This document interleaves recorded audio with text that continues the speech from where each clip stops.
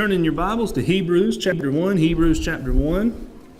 And if you were here last week, we started our series on the book of Hebrews. We did Hebrews chapter 1, verses 1 through 3. Today, we're going to be doing verses 4 through 14. We're going to be talking about how Jesus is greater even than the angels, right? And so, I warned you when we got into Hebrews that there will be a lot of Old Testament. When you get to Hebrews chapter 1, you're going to start seeing a hint of that, right? From Hebrews 1, verses 4 through 14, there's going to be about 5 Old Testament quotations verbatim, right? Most of them from the Psalms, one from 2 Samuel. We're going to look at each of one of those as we kind of get through it. We're not going to flip there. I'll just tell you what's referenced when we get to Hebrews, and we're reading through that part. But Hebrews chapter 1, verses 4 through 14. Have you ever known someone in your life who falls for every gimmick that comes out? Every gimmick. We probably have somebody in that in our family. They're kind of gullible. They fall for things. I remember when I was a kid, my mama, I don't know, y'all might not have ever heard of this because I started asking people about it, trying to remember what it was, and nobody knew what I was talking about. But there was this popular thing that I don't know if it was supposed to make you healthy or lose weight or do all three or two. I don't know what all it was supposed to do. It was supposed to do something. And it was a tea that you made out of a mushroom. Anybody ever heard of that? Good. It was disgusting, right? So it was this mushroom that she kept it in the fridge, and it was some of them old wives' tale thing where it's like, full moons and different things. You know what I'm talking about? That was some nasty stuff, right? She'd make some tea, and I was a kid, and I'm like, I'll try it. Ooh, no. I didn't have any problem taking medicine after that, right? It was all right. But that tea, we did it for a little while. I remember it, and I was thinking, nope. I don't think I've got any healthier. I sure didn't lose any weight. And so move on from that. Another one, I don't want to hurt no feelings here because these things are kind of popular, but I don't care. I'll say it anyways, right? Essential oils. People fall for that thing like hook, line, and sinker. That was a big secret that came out with essential oils. Not knowing that those things have been around for thousands of years and we put them in medicine. But when you start marketing it, well, people buy in, right? You start putting a little stuff behind your ear. It might work. So does aspirin, right? It's in there, right? And so all the different stuff is there. And then there's I knew I might step on some toes. It's okay, right? Essential oils are popular. And yeah, there are some medicinal qualities. And then there's just some that stink and they make you feel better because, well, placebo. But anyways, essential oils, different things like the mushroom tea. Essential oils are way better than the mushroom tea. Let's put it that way. All these different types of things, we can tend to fall for things. And it's not necessarily bad. But here, the writer of Hebrews, as we mentioned last week, we don't know who the author is. We really don't know who the audience is. All we know is that they were Jewish Christians and they were going to be enduring some persecution. Maybe they already were. One type of persecution they were probably enduring isn't what you're thinking of. That probably wasn't, at least at this time, a massive Roman persecution where the authorities were coming at them from the state. What they were dealing with persecution with was, other Jews. Because you can imagine the cultural shift that took place when you become a follower of Christ back then, right? We think about it today. We think about Islam, Muslims coming to Christ. And when they do, they have to they have to leave their families, right? They get disowned and their entire life changes because their whole lives were built on a religious structure that they found out was a lie. And so now they have to go to this one. These Jews came out of the fact that everything took place at the synagogue. The synagogue was like city central for them. They went to the synagogue to hear, the updates on the rumors. I know, right? They shared the rumors. They heard the news. They went there to hear about, all the different current events. They caught up with people. They had a large collected family. And when they accept Christ, they're kicked out of it. Can't be a member of the synagogue anymore. And so they're feeling pressure. Well, during the time, the intermediate period between the end of the Old Testament and Malachi and Matthew, it's been shown that a lot of the Jews really got mesmerized with the idea of angels. Which isn't a crazy idea, right? Because angels are pretty awesome. I mean, we have angels in all kinds of different things, right? You got angels in the outfield. We got, I know, right? They're out there. And there's angels in the outfield. We love there's Touched by an Angel. My mama used to watch that too, right? The lady with the red hair and the light starts shining on her and she changed people's lives. And then all different things with angels. Well, they were mesmerized with angels. But it became almost, to them, at least in some sects, almost like a cult. They started to follow angels, worship angels. And here, what they think was taking place, and I'm telling you this so you'll understand why we're about to read what we read, why would the writer even bring this up here in the very first chapter? It could have been one of two things. Number one, They could have been tempted to begin to worship angels just because they were really popular. They could have fell for the gimmick, heard about it, listened to it, started to maybe call different names of angels and things like that. They could have became worshipers of angels, which we're going to see and we should already know, not okay, right? Angels wouldn't think it's okay either. Or number two, it could have been the pressure put on them from the Jewish community to say this. Well, Jesus was a good man, and he was probably even a little special, but he's on the same level as the angels. If you'll call Jesus an angel, we'll let you back in. Now, imagine the pressure you could feel with that.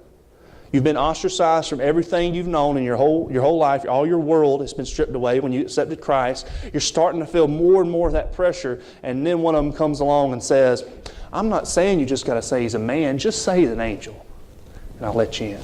You can come back. You can be with one of us. And the writer of Hebrews, he's trying to pull those Jewish Christians, and he's going to say, remember what you were saved out of. Remember who you accepted. Don't go back. Don't go back. And he's going to show to us how Jesus is greater even than the angels. In Hebrews chapter 1, verses 4 through 14. Follow along as we read it. And I think, Lynn's got the screen for me. All right. Verse 4. Having become as much superior to angels as the name he has inherited is more excellent than theirs. For to which of the angels did God ever say, You're my son, today I've begotten you? Or again, I will be to him a father, and he shall be to me a son. And again, when he brings the firstborn into the world, he says, Let all God's angels worship him. Of the angels, he says, He makes his angels winds and his ministers a flame of fire. But of the Son, he says, Your throne, O God, is forever and ever. The scepter of uprightness is the scepter of your kingdom. You have loved righteousness and hated wickedness. Therefore, God, your God, has anointed you with the oil of gladness beyond your companions. And you, Lord, laid the foundation of the earth in the beginning, and the heavens are the work of your hands. They will perish, but you will remain. They will all wear out like a garment. Like a robe, you will roll them up. And like a garment, they will be changed. But you are the same, and your years will have no end. And to which of the angels has he ever said, Sit at my right hand until I make your enemies a footstool for your feet? Are they not all ministering spirits sent out to serve for the sake of those who are to inherit salvation? The answer to every one of those questions he answers, except for the last one, was rhetorical, and the answer was no. Right? Has there ever been an angel that God called son? No. Has there ever been one who's been worshipped? No. Has there ever been one who said, Sit at my right hand until I make your enemies your footstool? The answer they were supposed to say was no. And in the very end, aren't they all just ministering servants? And then finally the answer was yes. Right? So before we get into why he structured this and how he says Jesus is greater than the angels, I don't want to discount the whole idea. We don't want to downplay angels. Right? So let's take just a minute. Y'all hold me to that, right? If I get long on the angels thing, y'all point at me and we got to get back to Jesus, right? Because that's what we're here for. But the angels, right? At the end, it does tell us, are they not all ministering spirits sent out to serve for the sake of those who are to inherit salvation? Who's that? Us. Us. So if angels are real, what part do they play in our lives today? Think about that for just a minute. Think about the misguided ideas we have of angels too. We talked about this a little bit Wednesday morning in our Bible study. But when you picture an angel, you probably picture a couple different things. You might picture a naked baby, which is weird, right? In a diaper, flying around, shooting arrows. Cupid, right? Definitely not an angel in that sense, right? I don't know where we got that image from. You think about like medieval angels in paintings and things like that. What do they look like? They're slender, kind of girlish even. They might even be a boy, but they look kind of girlish. Long eyelashes, flowing hair. Look like they'd be very approachable. I don't know where they got that from either, because the Bible never describes angels like that, right? We get really messed up with the different images we have. Angels in the outfield, that guy is funny looking, right? We wouldn't think about him being an angel. But all the times angels pop up in the Bible, if one of those showed up, we probably wouldn't have to say, fear not. Right? So angels, biblically, we don't have an exact picture of them, but we can say they're intimidating. They are intimidating. They are not girlish figures. They're not little babies flying around with diapers on. They are magnificent creatures that God has created, that every time they show up, people shake with fear and they drop down. Right? So not only do we have a misguided idea of them, but are they still active? Absolutely. Y'all, when I was studying for this, let me just read. There was about 5 of these stories. When I was reading this one little book, these were all first-hand accounts, or at most second-hand accounts from different missionaries. Some of these were very prominent figures, so I really believe these stories. Don't think it was made up. And just one I would have been tentative on, but there was probably 6 of them. I'm just going to read you one that I thought was fantastic. Listen to this story. In 1956, during the Mau Mau uprisings in East Africa, a band of roving Mau Maus came to the village of Lari. They surrounded it, and they killed every inhabitant, including women and children, 300 of them in all. And not more than 3 miles away was the Rift Valley Academy, a private school where missionary children were being educated. Immediately upon leaving the carnage of Lari, the natives came with spears, torches, bows, arrows, clubs to the school with violent intentions. In the darkness, lighted torches were seen coming towards the school. Soon there was a complete ring of terrorists around the academy, cutting off all avenues of escape. Shouts and curses could be heard coming from the Mau Maus. And they began to advance on the school, tightening the circle, shouting louder and louder, coming closer. So you can imagine the scary. This is a real-life thing that took place in East Africa when this band of rebels came through, destroyed a whole village, and they're coming to this school. And this is what it says. Then inexplicably, when they were close enough to throw their spears, they stopped. They began retreating and soon were running into the jungle. The army was called out and fortunately captured the entire band of raiders. Later at their trial, the leader was called to the witness stand and the judge questioned him. On this particular night, did you kill the inhabitants of Lari? Yes. Well then, why did you not complete the mission? Why didn't you attack the school? The leader of the Mau Maus answered, we were on our way to attack and destroy all the people and the school, but as we came closer, all of a sudden, between us and the school, there were many huge men, dressed in white with flaming swords, and we became afraid and ran to hide.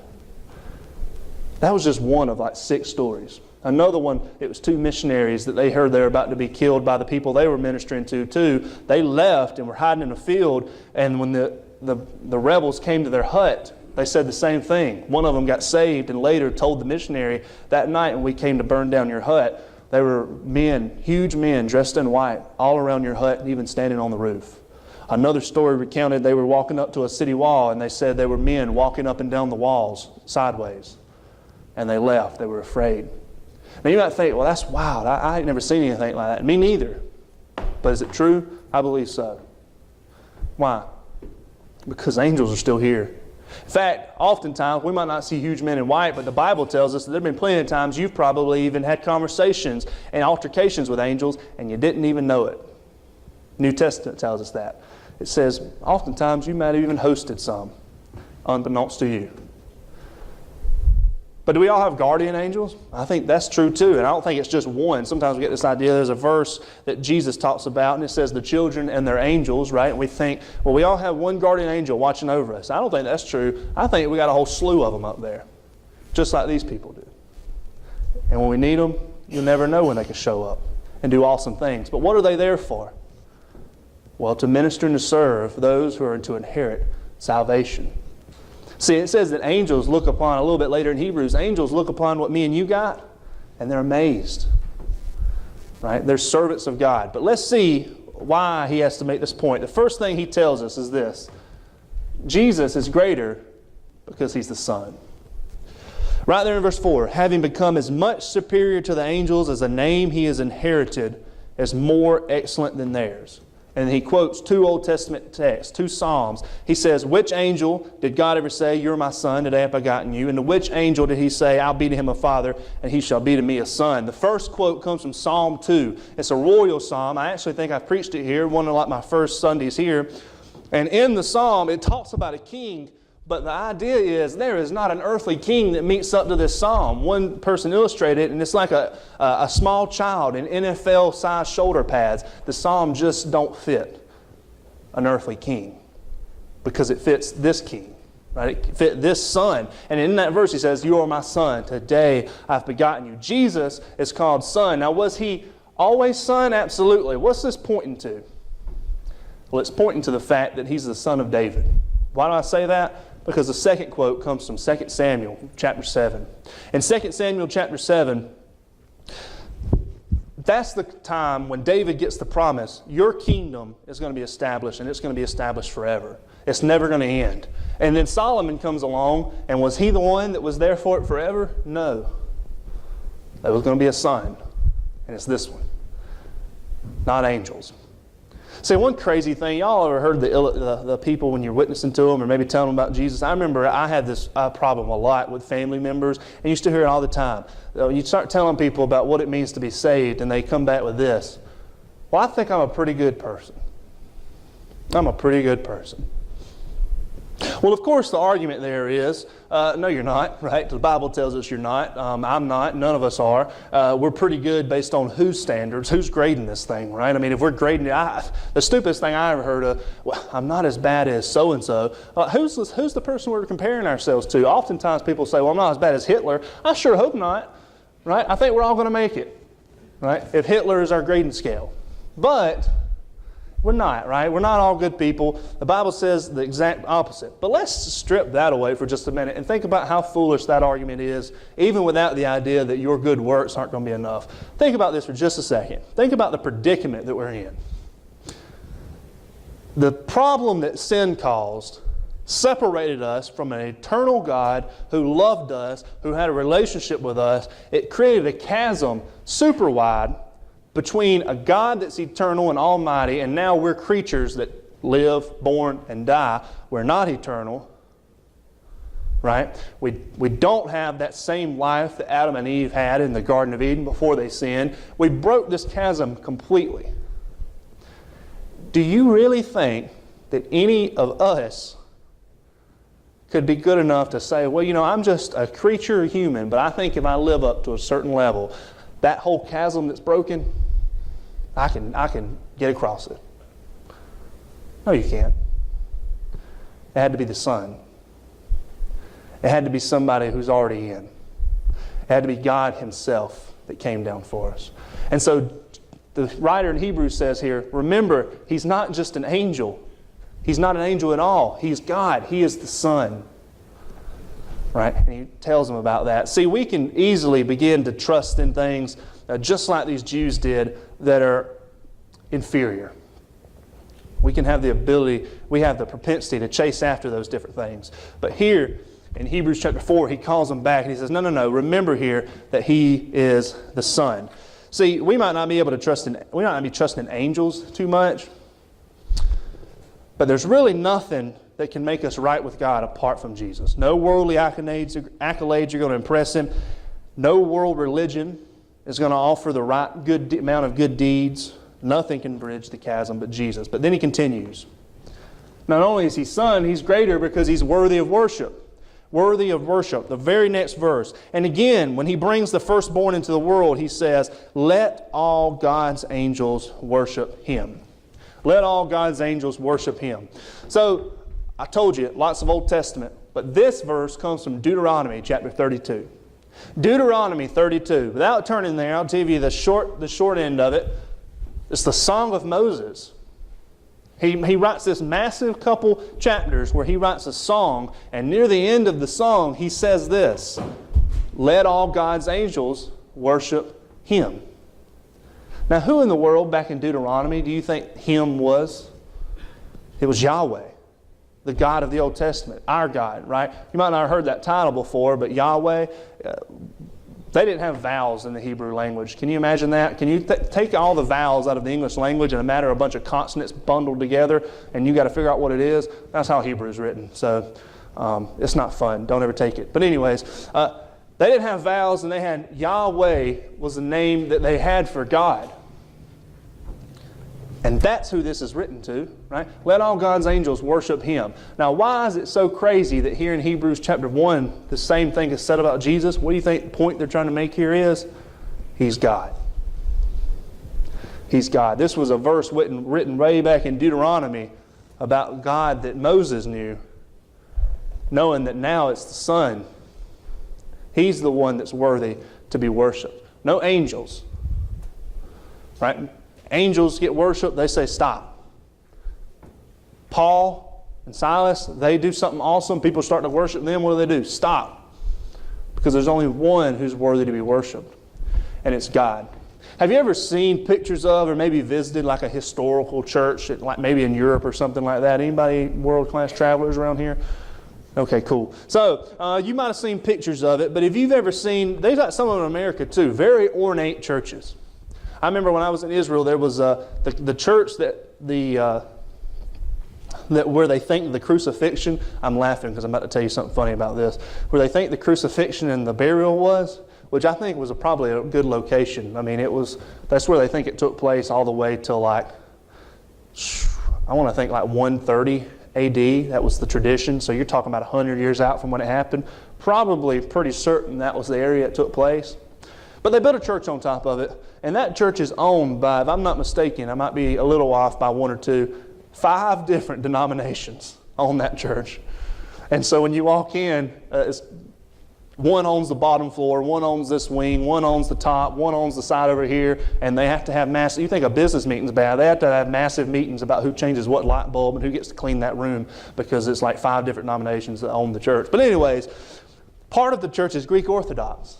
Right, so you walk in there and there's these lanterns that are hanging down and there's shiny metal all over the wall. The place where the cross was, there's a bedrock under there, but then also decorated, they've got a big metal cross and a picture of Jesus and, brass and everything just shining. You might have been to a Catholic church or some churches, they have statues and different things like that. Well, there was a period in church history where people realized they thought that was wrong. Right? Completely wrong, because what can be the danger in some of that? Well, imagine this. Say you come to church to pray. Hopefully you pray when you're not here, right? I hope you pray at home. But imagine you grew up in a time where you came to the church to pray and you prayed to the same statue every week. You might start forgetting about the God behind the statue that you were talking to, and you start to kind of pray to a statue. Right? And so there was a danger in it. And so at one time in church history, people came through and they just ripped out all these different icons and destroyed them and had fires. And it was probably done in a really wrong way. It was forceful, it was bad. But the truth still stands. It is very easy for us to worship something else. Our hearts almost lean towards it sometimes. Different images, different things like that might come to our mind, and we can be guilty of idol worship. Now, I don't think, since they're not been popular like they were in this period, that any of you are probably having the problem that they are about worried about worshiping angels. But you probably have times where you're guilty of worshiping a job. You probably have different times where you're guilty of, here's a big one, worshiping yourself. And this is going to come up later too. We're big about worshiping ourselves. We won't let us say it with our lips, but we say it with our lives.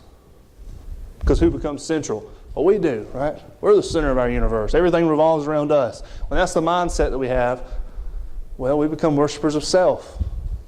And it can be something that we can so easily fall into. Here in Hebrews, he warns you, who's the one that's worthy of worship? Only Jesus.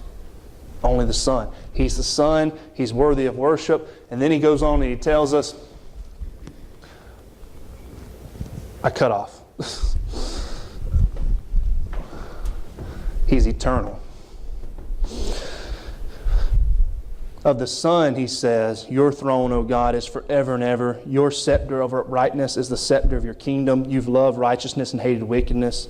He goes on and later he talks about creation. He says, you laid the foundation of the earth, and the heavens are the work of your hands. They perish, but you will remain.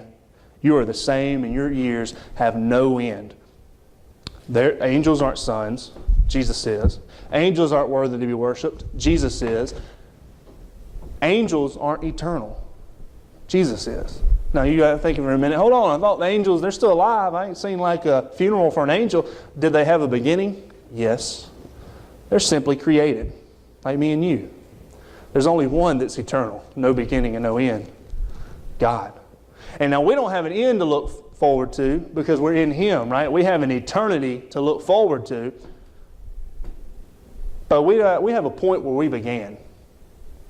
God doesn't. Jesus doesn't. He never changes. He sees perfectly past, He sees perfectly your present, and He sees perfectly your future. See, oftentimes we think about the future even more than the present. But can you imagine, sometimes you might be in the middle of a storm right now that nobody in this building knows about. You might be dealing with something in a relationship, something in your family, maybe something even at your job that is entirely confusing even to you. You only see one aspect of it. You ever walked into the middle of an argument and you hear two people and they tell two different sides and they both sound right? It's because we don't know every variable, right? And you might be in the middle of something like that.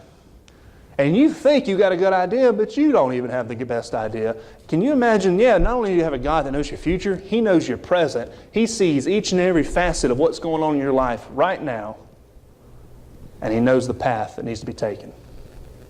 He knows your future. And then, like I said, angels are created. What does that mean? It means Satan was created. It means that he's really not an opponent to God in any sense. Why? See, we get these stupid Facebook memes. You ever see Facebook memes and it has like Jesus and Satan pitted against one another like they're both strong and fighting? Right. Satan ain't even on the same playing field. There's one that created everything, and he's a created being. He don't stand a chance. That's why in the end of the book, there ain't this massive battle where God's worrying about whether or not He's going to win. He wins. Right? He's the eternal one.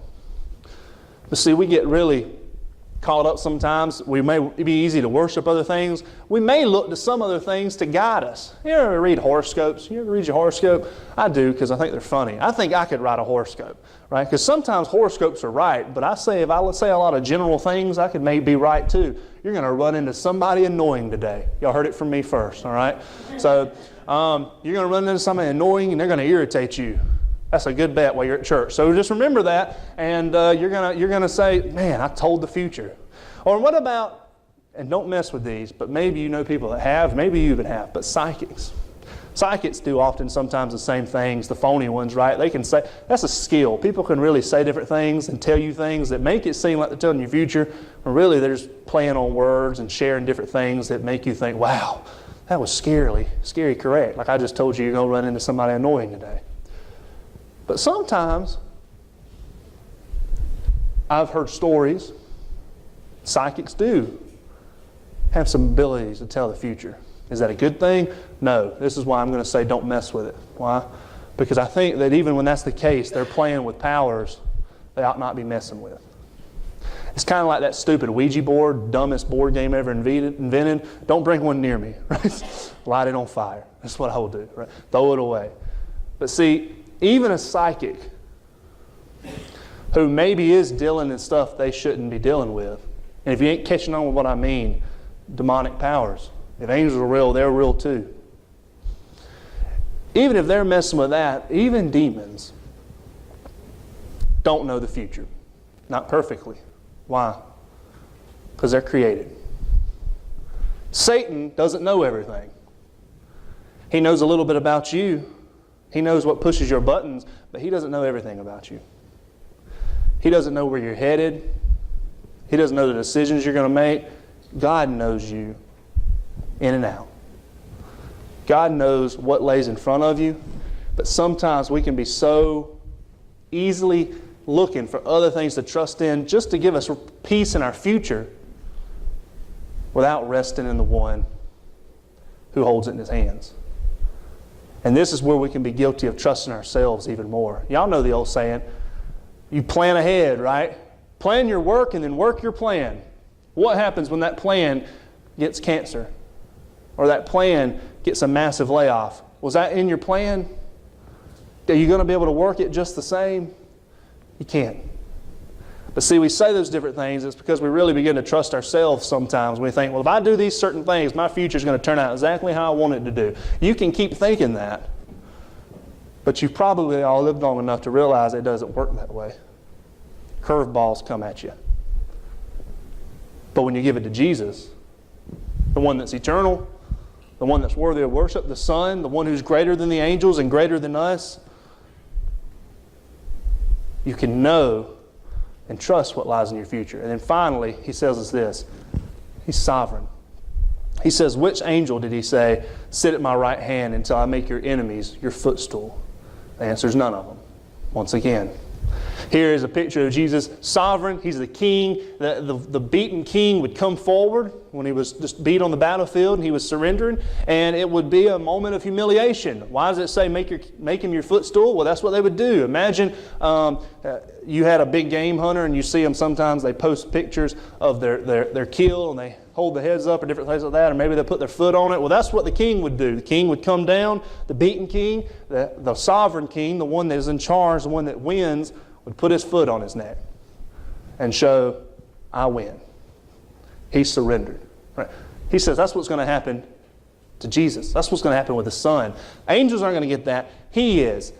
He is sovereign. He's in complete control, not us, right? And so He's greater than the angels because He's sovereign. Exactly what it says. Sit at my right hand until I make your enemy your footstool. Investments are scary. I don't care who the president is at any certain time, right? There's nothing that's a sure thing in our world today, right? You can have like the best investment. I tell you what I wished I'd invested in, Apple.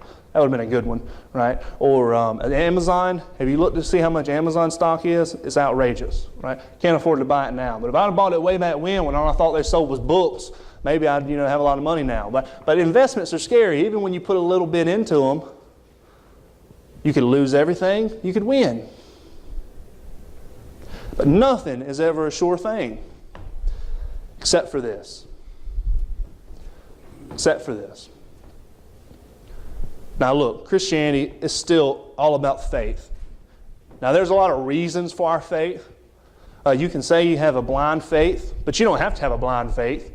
God has shown us a lot of ways where He's real, where He's worked. He's even given us things in history. Not that I always rely on some historical study to tell me, well, Jesus did exist, right? I know He existed, and I'm not worried about them digging all they want to in Israel because all they're going to keep finding is stuff that said, here He was. In fact, Islam, they don't want them digging in Israel because they're scared they're going to find, well, here He was. Right? But I don't need all those different things. I know He existed. I know that angels exist. I know that demons exist. And I believe that He's in charge. And if He's in charge, that means I don't have to worry about where the victory lies in the end. That means I don't have to worry about what I'm devoting my life to. Right? You can devote your life to a lot of things and then wonder at the end, was it really worth it? Was it really worth it? Maybe a good cause.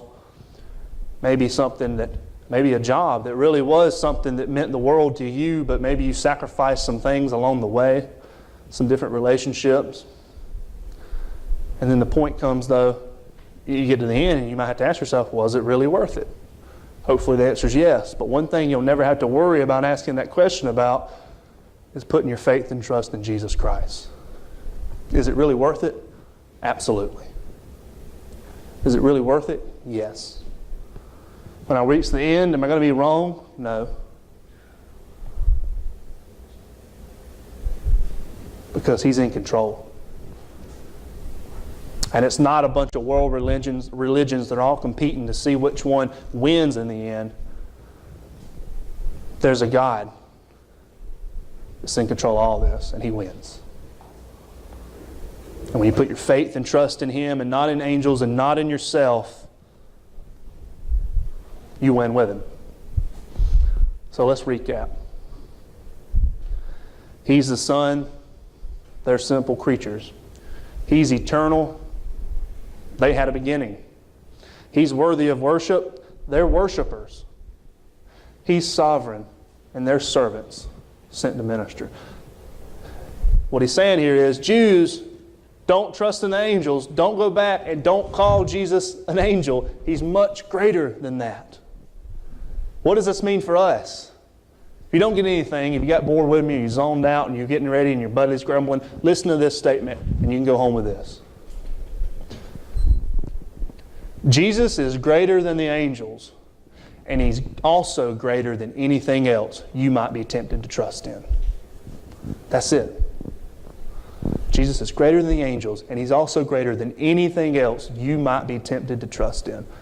So don't fall for it. At this time, if you'll stand, at this time of invitation, here's the invitation.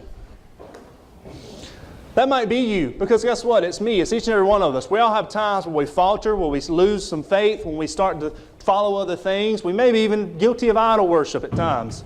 Maybe you need to confess some of that, get it right. You can do that right where you're sitting. You can come down here and pray at this altar if you feel like it. But you need to make that right. If you're here and you don't know Jesus, I just told you about Him. He's a sure thing. He's the one that came down and died for us. It's greater than anything you can trust in. Stop looking for all the different paths and follow the one true one. I can tell you how to know Him as your Savior. Maybe you're here today, you've been visiting for a while, you want to join. Come on down. We'll see if we vote you in. I'm just kidding. Y'all come on down and we'll make that right too. Whatever you got to do, you just be obedient as John leads us.